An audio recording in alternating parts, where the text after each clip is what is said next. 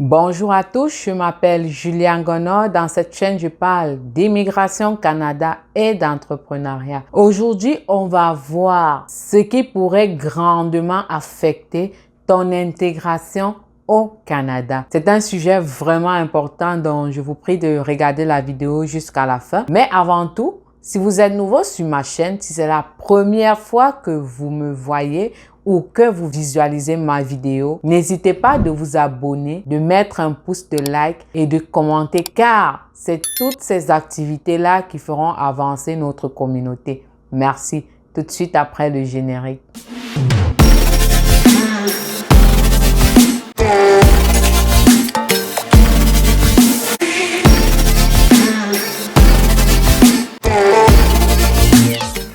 Alors, le sujet d'aujourd'hui pourrait avoir un très grand impact sur ton intégration au Canada. C'est un sujet vraiment sensible. J'ai mis du temps à en parler, mais c'est un sujet très important. C'est pour ça que je parle de ça aujourd'hui. Généralement, dans nos pays d'origine, on considère la foi, la chrétienté, le christianisme, la religion, tout ça c'est sacré en Afrique surtout. C'est sacré, c'est très important, c'est un sujet vraiment délicat. Je sais que en tant qu'Africaine, on a une culture de la religion qui est très précieuse. Nos croyances sont très grandes. Nos croyances, pour nous, c'est la raison de vivre. C'est la raison pour laquelle nous sommes et que nous continuons de vivre partout où nous allons. Mais c'est un sujet délicat ici. Pourquoi? Parce que les Canadiens n'ont pas la même culture que nous. Ils n'ont pas les mêmes façons de voir les choses concernant la religion. Donc, sans plus tarder, la première chose qu'on va parler, c'est ce que pensent les Canadiens de la religion, de la foi, de la chrétienté. La première pensée des Canadiens concernant la spiritualité. Longtemps passé, vraiment longtemps passé, ils ont été oppressés comme la majorité des pays d'ailleurs, autant pour moi, en ce qui concerne la foi. Donc, ils ont été obligés de croire, de lire des écritures bibliques. En fait, ils ont été oppressés comme la majorité des pays en ce qui concerne la foi, la spiritualité, la religion. Donc aujourd'hui, qu'ils sont libérés de tout cela, sincèrement, ils ne pensent pas mettre toute leur foi, toute leur pensée dans un livre qu'ils appellent ancien livre. Parce que pour eux, la Bible est un livre déplacé. Et vu que pour eux, le livre biblique qui s'appelle la Bible est un livre dépassé des temps anciens parce que pour eux, la vie a évolué. Plus besoin de mettre ses espoirs à un livre qui date des siècles. Tout cela met un blocage. Ça veut dire, si tu parles de la Bible, si tu parles de la foi, si tu essaies trop d'aller dans des croyances de Dieu, tu parles de ça avec un Canadien, il y a directement un blocage. Il va directement te dire ce qu'il pense de tout cela et tu vas directement savoir c'est quoi sa façon de voir. En quoi tout ceci constitue un blocage dans ton intégration au Canada, c'est que si tu es quelqu'un qui vient d'un pays où la croyance religieuse est la chose la plus sacrée, est quelque chose de très important, est le pilier même de notre existence ici sur Terre, sincèrement, tu vas avoir beaucoup de difficultés à t'intégrer. Tout simplement parce que tu seras quelqu'un qui va vouloir à tout moment essayer de parler de Dieu, essayer de parler de la Bible. Le Seigneur a tous les bienfaits dans nos vies. Le Seigneur est tout ce que nous vivons. Le Seigneur est la raison de vivre. Tu vas sincèrement parler de cela à chaque fois et sincèrement, les Canadiens vont te voir comme un abruti, comme un attardé mental. En fait, c'est comme ça qu'ils voient tous ceux-là qui ont une grande foi et qui mettent toutes leurs raisons de vivre, leur espérance, leur existence à une foi dont ils ignorent totalement les conditions, comment ça a commencé ou bien qui l'a véritablement écrit, si c'est une vérité ou pas. Donc pour eux, tu es un attardé mental.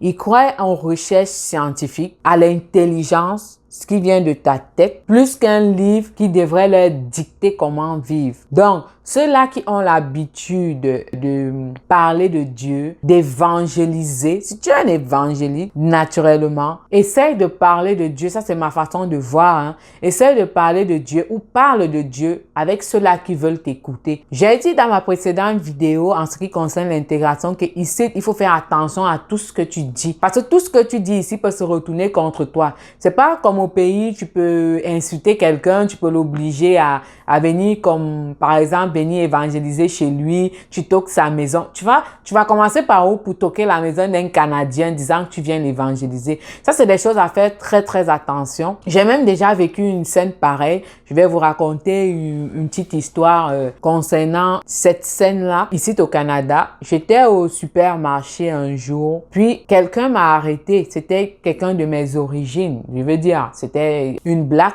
autant pour moi parce que c'était une femme. Puis elle a commencé à vouloir me parler de la religion, de leur église. Je lui ai accordé du temps parce que c'est ma culture. J'ai écouté tout ce qu'elle avait à me dire et comme petite anecdote, elle n'était pas de ma religion. Mais vu que je suis chrétienne, je prie Dieu, je l'ai écouté attentivement. Pourtant, j'étais venue faire mes achats.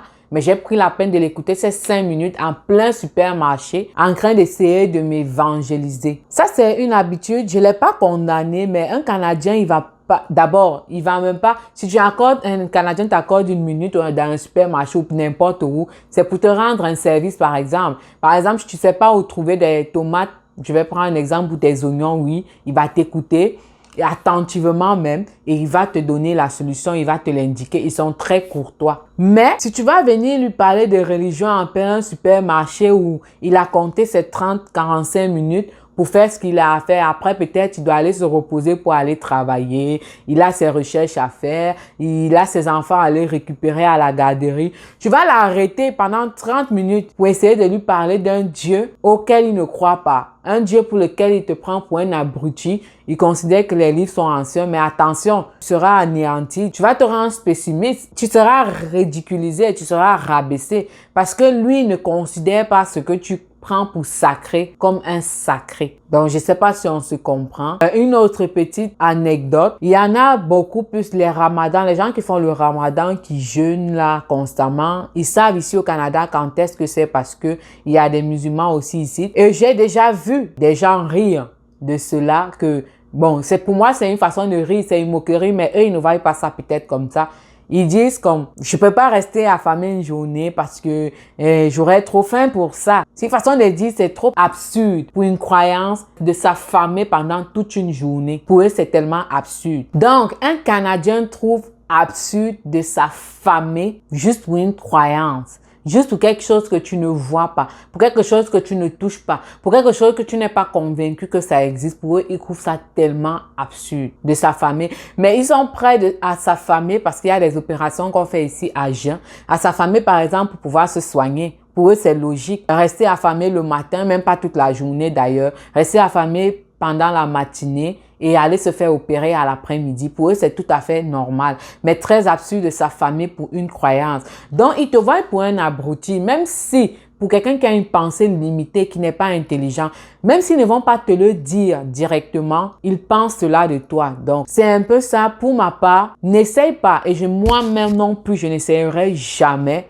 de changer ma façon de voir, de changer ma foi ou mes croyances ou ce que je pense de la foi chrétienne juste parce que je vis dans un pays où la foi est un petit peu minimisée. Je ne changerai jamais ma façon d'être. Et je te conseille pour toi qui viens ici, qui n'est pas encore ici ou qui est ici au Canada, de ne jamais changer tes croyances tout simplement parce que tu vis dans un milieu où la foi chrétienne, où ta foi, la foi en Dieu, n'a pas vraiment d'importance. Donc, continue de croire à ton Dieu sans toutefois nuire aux autres, sans toutefois, si quelqu'un, tu veux évangéliser, quelqu'un ne veut pas entendre ton évangile, tout simplement, tu passes ta route et tu restes tranquille. Ne te mets pas un surménage ou une négativité en toi parce que tu n'as pas pu évangéliser quelqu'un. Non. Tu parles de Dieu avec ceux-là qui veulent t'écouter. Si quelqu'un ne veut pas t'écouter, ne force pas. Ne va pas te créer des problèmes ou alors te ridiculiser. Bon, pas te ridiculiser parce que parler de Dieu, c'est pas se ridiculiser. Mais ne va pas engendrer des choses qui n'auront pas dû tout simplement parce que tu essaies de forcer quelqu'un à t'écouter. Ici, c'est pas comme dans nos pays d'origine où quelqu'un est obligé de t'écouter parce que soit il ne veut pas t'attaquer directement ou il veut juste perdre du temps, il t'écoute là, il lave ses assiettes. Il y en a qui vont évangéliser chez les gens là, il lave ses assiettes tranquillement. Il continue de t'écouter mais il est en train de laver ses assiettes. Pourtant, tu es en train de perdre le temps avec lui. Ou parfois même, il t'écoute parce que tu as touché sa sensibilité, tu as touché un sujet très sensible pour lui. Peut-être il ne trouve pas du travail, le chômage, ou alors peut-être il est courtois, ou peut-être c'est quelqu'un qui est malade. Tu as touché ses points sensibles, maladie, chômage et autres au Cameroun, ou en Côte d'Ivoire, ou en Guinée. On va t'écouter parce que tu as touché un point sensible.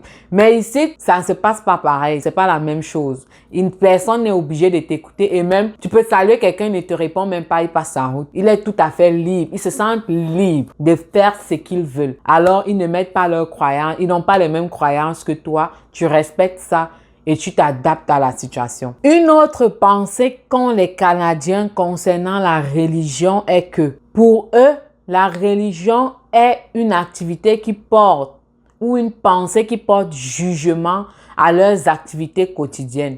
Un exemple, dans nos pays d'origine, souvent, les tatouages sont vus comme des malfrats, des gens qui sont des malfrats, des non-croyants, des gens qui signent des pactes avec l'ennemi ou des choses de même, des sataniques et autres. Ici, c'est une activité normale. Tu verras, 70% de la population actuelle est tatouée. Et c'est normal. Femmes comme hommes sont tatoués. Par exemple, chez nous, en Afrique ou dans certains pays, on va trouver que se tatouer, c'est mettre des marques du diable.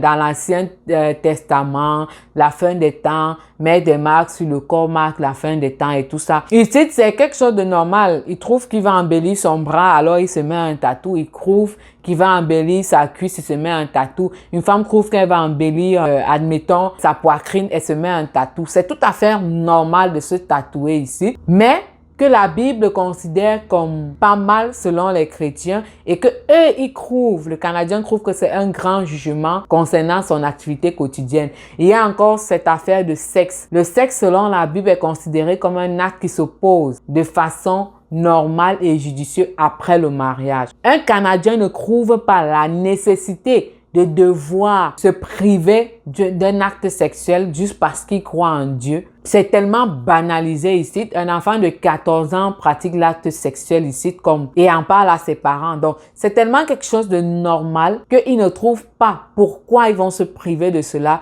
juste pour des écritures d'un livre passé. Donc, si tu es quelqu'un qui prête attention à ce genre de choses, qui trouve ça sensible, sois sensible pour toi, pas pour apporter un jugement en ce qui concerne leur mode de vie parce qu'ils ont été élevés, ils ont été habitués de cette façon. Donc, une fois, je vais vous raconter une autre histoire, une autre petite histoire. Une fois, je parlais avec une femme d'ici et elle m'a dit, « Julia, je ne prie pas. » Je lui ai demandé pourquoi tu ne pries pas, pourquoi tu ne peux pas prier. Elle m'a dit clairement que elle pense, pour elle, Dieu ne va pas écouter ses prières. Je lui ai demandé pourquoi. Elle m'a dit parce que elle, c'est une femme qui est attirée par une femme. Donc, elle est attirée par une femme et selon la Bible, le lesbianisme, comme on l'appelle souvent, n'est pas un acte sain. C'est un acte très malsain. Et elle sait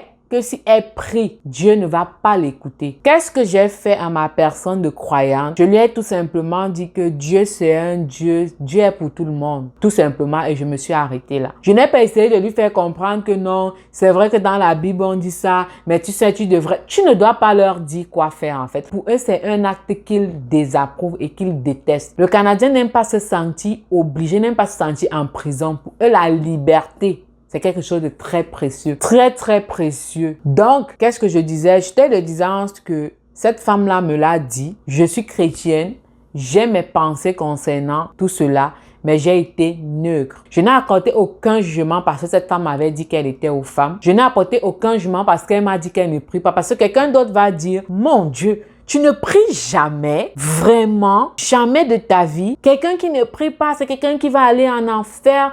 Puis non, non, non, non, non, non, non, non, non, non. Parce que dès l'instant tu vas lui dire cela, elle va tout simplement t'arrêter. Elle va te dire, tu es qui pour lui dire quoi faire? Tu es qui pour penser qu'elle va aller en enfer? Parce que cette femme était allée plus loin. Pour vous raconter un petit peu la percée de notre conversation, elle est allée plus loin en disant que il y a des gens qui sont pas des homosexuels, mais qui par contre font des choses pires par rapport à elle.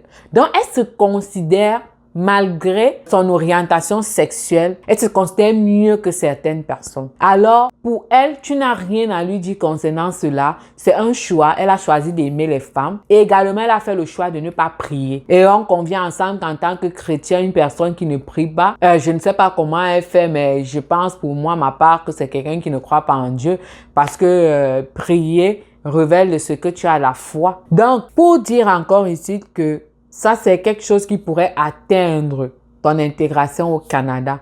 De penser que, comme en Afrique, tu es capable d'évangéliser des millions de personnes, que Dieu t'a installé ici pour un but très précis. Oui, tu es ici pour un but très précis et peut-être selon la dimension de ta foi, c'est possible que tu sois quelqu'un qui a un don divin ou qui a des dons divins, mais il faut savoir les utiliser de façon très, très intelligente. Tu peux amener quelqu'un à accepter ce que tu dis sans toutefois le forcer ou sans toutefois l'importuner. Donc, c'était ma façon de penser à moi. C'était un petit résumé de l'intégration et la spiritualité au Canada. Fais très attention. Tu peux prier ton Dieu. Il y a toutes sortes d'églises ici. Si tu veux même entrer dans le groupe des athées, ça te concerne.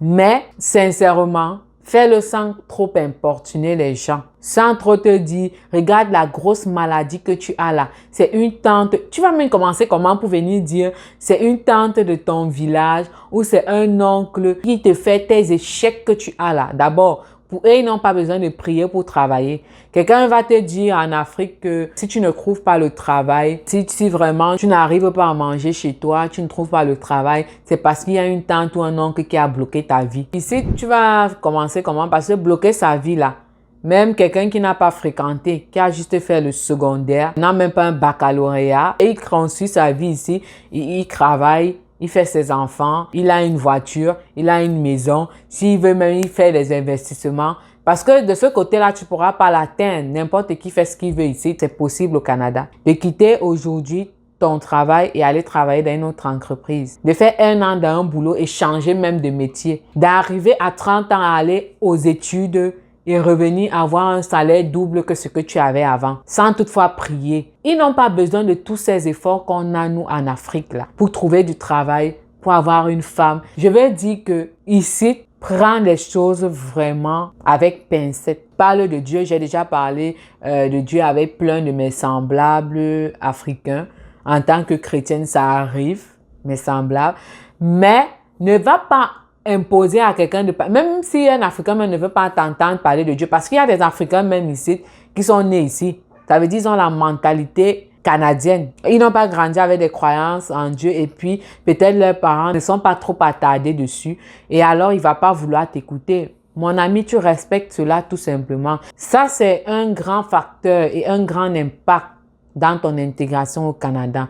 Donc, merci de m'avoir écouté jusqu'à la fin. Nous sommes arrivés au thème de cette vidéo. Si c'est la première fois que tu m'écoutes, mon nom c'est Julia Ngono. Je parle d'immigration Canada et d'entrepreneuriat. Donc, je parle de tout ce qui peut se passer au Canada, de tout ce qui peut se passer concernant ton immigration et même une fois arrivé au Canada.